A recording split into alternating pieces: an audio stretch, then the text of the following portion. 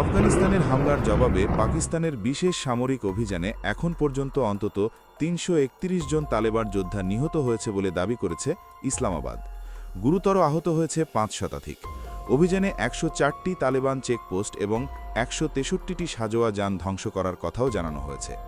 অন্যদিকে পাল্টা হামলায় ৫৫ জন পাকিস্তানি সেনা নিহত হয়েছে বলে দাবি কাবুলের। তালেবান সরকারের পক্ষ থেকে আলোচনার মাধ্যমে শান্তিপূর্ণ সমাধানের প্রস্তাব এলেও তা সরাসরি প্রত্যাখ্যান করেছে পাকিস্তান। এদিকে নতুন করে সাবেক তালেবান যোদ্ধাদের অবস্থান লক্ষ্য করে পাকিস্তান চালাচ্ছে অপারেশন গজব-উল-লক।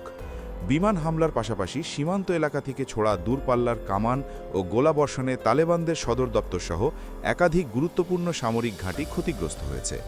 বালুচিস্তান সীমান্তবর্তী চামান এলাকাসহ বিভিন্ন স্থানে অভিযান পরিচালনার কথা জানিয়েছেন পাকিস্তানের তথ্যমন্ত্রী আতাউল্লাহ তারার। তার দাবি, এখন পর্যন্ত আফগানিস্তানের অন্তত ২৯টি স্থানে কার্যকর হামলা চালিয়েছে ইসলামাবাদ, যার লক্ষ্য ছিল আফগান সেনা ও বিচ্ছিন্নতাবাদী গোষ্ঠীর ঘাঁটি।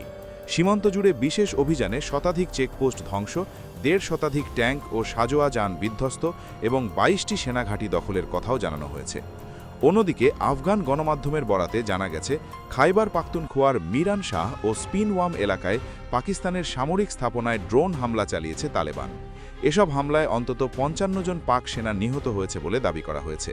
তবে আলোচনার প্রস্তাব দিলেও তেহরিক-ই-তালেবান পাকিস্তান এবং বালুচিস্তান লিবারেশন আর্মির মতো সশস্ত্র গোষ্ঠীগুলোকে নিয়ন্ত্রণে না আনা পর্যন্ত তালেবানদের সঙ্গে কোনো আলোচনায় বসবে না বলে স্পষ্ট জানিয়ে দিয়েছে ইসলামাবাদ।